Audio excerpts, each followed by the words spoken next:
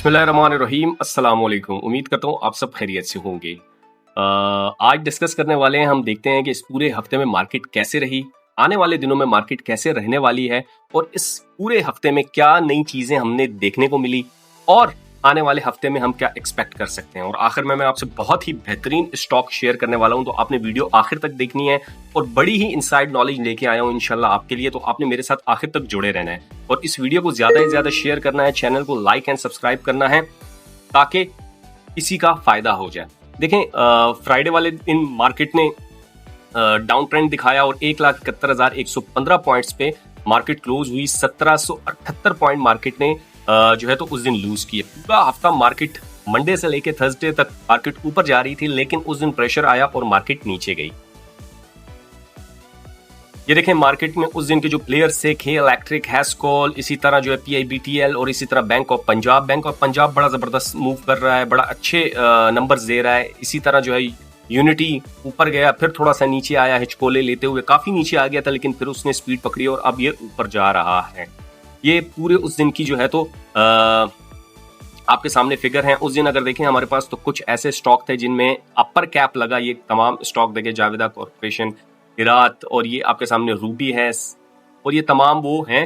Wahadat poultry जो कि recently IPO launch हुआ, उसने जो है तो उस दिन अपर कैप लगाया। और कुछ ऐसे भी स्टॉक थे कि आपके सामने तीनों SCL, ASHT, इन्होंने तमाम ने जो है तो लोअर लॉक लगाया। अगर हम बात करें कि उस दिन मार्केट में टॉप कंट्रीब्यूटर्स कौन से रहे और ये देखें नेगेटिव कौन से रहे, तो UBL एक दिन ऊपर जा रहा है, दूसरे दिन नीचे आ रहा है। इसी तरह मीजान भी देखें, एक दिन ऊपर जा रहा है तो दूसरे दिन नीचे रेड में आपको शो नजर आ रहा होगा। ये देखें, ये तमाम वो स्टॉक हैं जो कि उस दिन डाउन गए और ये आपके सामने जो है तो ऊपर गए हैं स्टॉक। अब अगर हम मार्केट के पूरी वीक की बात करें तो मार्केट ने इस हफ्ते तकरीबन 9,900 पॉइंट गेन किए हैं और तकरीबन 1,778 पॉइंट लूज किए हैं। तो वो तकरीबन कोई मिलता जुलता रुझान है। आपके सामने 7,500 का नंबर आ रहा है नेट। तो ये देखें, 4 तारीख को भी मार्केट 950 पॉइंट से ऊपर गई है, फिर 5 तारीख को भी मार्केट 793 पॉइंट से ऊपर गई है, फिर जो है तो 6 तारीख को मार्केट ने अच्छा खासा गेन दिया 6,962 पॉइंट पे। क्योंकि देखें, ये जितने दिन भी प्लस रही है तो वहां से जो है तो ईरान इसराइल का जो मसला चल रहा है, वहां पे कोई ना कोई पॉजिटिव न्यूज आती थी। ऑयल सेक्टर हमारा नीचे आ रहा होता था, दैट इज द रीजन कि मार्केट हमें पॉजिटिव दे रही थी न्यूज। लेकिन फिर अमेरिका ने और ईरान की तरफ से थोड़ा सा दबाव आया, अपना हुर्मुज़ बंद किया गया, कुछ नेगेटिव बातें आई जिसकी वजह से ऑयल मार्केट जो है तो हमारी ऊपर गई, जिसकी वजह से 1,778 पॉइंट मार्केट ने आखिरी दिन में लूज किए। तो पॉजिटिव न्यूज, नेगेटिव न्यूज का इंपैक्ट यहाँ पे चल रहा है। ना कोई टेक्निकल चल रहे हैं, ना फंडामेंटल चल रहे हैं। हमारी मार्केट बिल्कुल सही है, इंडिकेटर्स बिल्कुल सही है। लेकिन ये जो जियोपॉलिटिकल सिचुएशन है इस वक्त हमारी, और स्पेशली पाकिस्तान एक ऐसा मुल्क है जहाँ पे कोई किसी दुनिया में ही पटाखा, वो कहते हैं ना, फूटता है तो वो पाकिस्तान में उसका इफेक्ट नजर आता है, लेकिन दुनिया में जितनी तरक्की हो रही है उसका इफेक्ट फिर पाकिस्तान में नजर नहीं आता। तो दैट इज द रीजन कि हमारी मार्केट जो ऊपर जा रही है इस वक्त जो है तो वो मार्केट की सिचुएशन ट्रंप के बयानात की वजह से प्लस भी है और ट्रंप के बयानात की वजह से माइनस भी जा रही है। तो that is the main factor हमारी जो मार्केट के इस वक्त इंडिकेटर्स हैं। अगर हम फिप्पी की बात करें, फिप्पी आपको पता है फॉरेन इन्वेस्टमेंट पोर्टफोलियो होता है और लोकल इन्वेस्टमेंट पोर्टफोलियो होता है।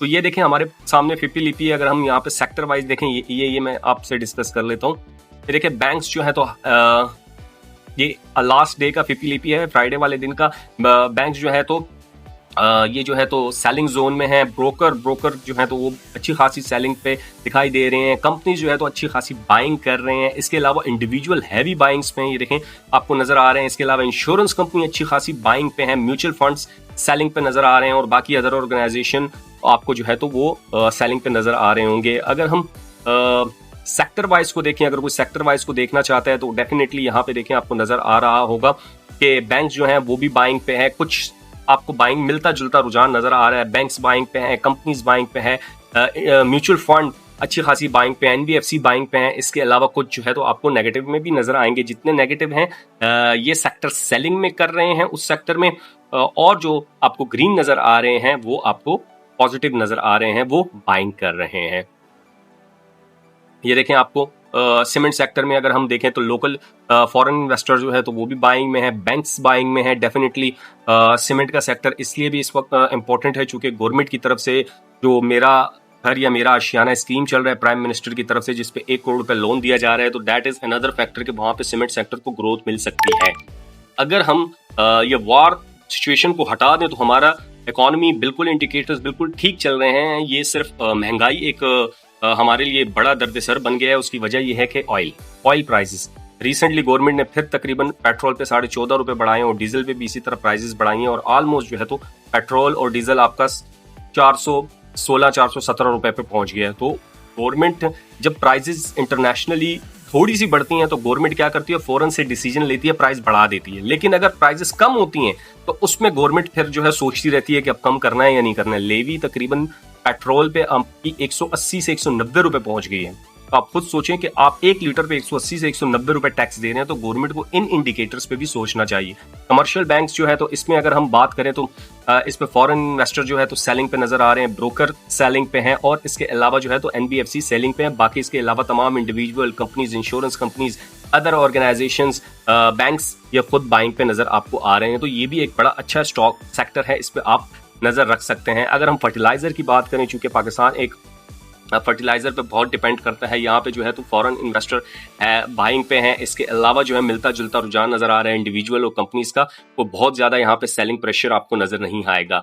लेकिन अगर हम फूड केयर्स की बात करें तो यहाँ पे जो है तो यहाँ भी मिलता जुलता रुझान नजर आ रहा है। म्यूचुअल फंड सिर्फ यहाँ पे बाइंग पे नजर आ रहे हैं आपको और अदर ऑर्गेनाइजेशन बाकी सारे सेलिंग पे और बहुत बड़े मार्जिन के साथ सेलिंग पे नजर नहीं आ रहे। अगर हम ऑयल एक्सप्लोरेशन कंपनीज की बात करें तो यहाँ पे इंडिविजुअल हैवी बाइंग पे नजर आपको आ रहा है, बैंक्स और इसके अलावा जो है आपको फॉरेन इन्वेस्टर जो है तो बाइंग पे नजर आ रहे हैं। बाकी इसके अलावा म्यूचुअल फंड इस पे हैवी सेलिंग पे नजर आ रहे हैं और अदर ऑर्गेनाइजेशन माइनर सी सेलिंग पे आपको प्रेशर नजर आएगा।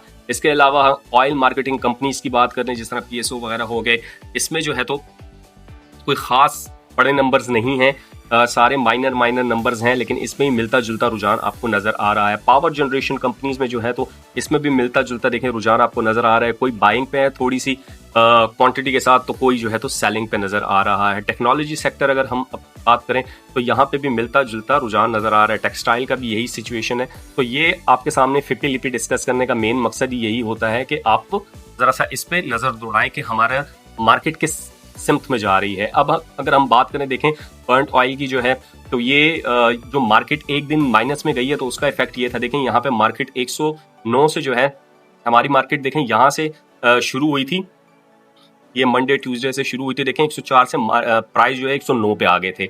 मार्केट ने पॉजिटिव ट्रेंड दिया, यहाँ पे फिर जो है तो प्राइस मार्केट ने फिर पॉजिटिव ट्रेंड दिया। यहाँ पे मार्केट ने बहुत अच्छे नंबर्स के साथ पॉजिटिव ट्रेंड हमें दिखाया, लेकिन यहाँ पे जैसी थोड़ी सी प्राइस बढ़ी तो मार्केट ने क्या किया, मार्केट ने 1700 पॉइंट ऑलमोस्ट लूज किए उस दिन।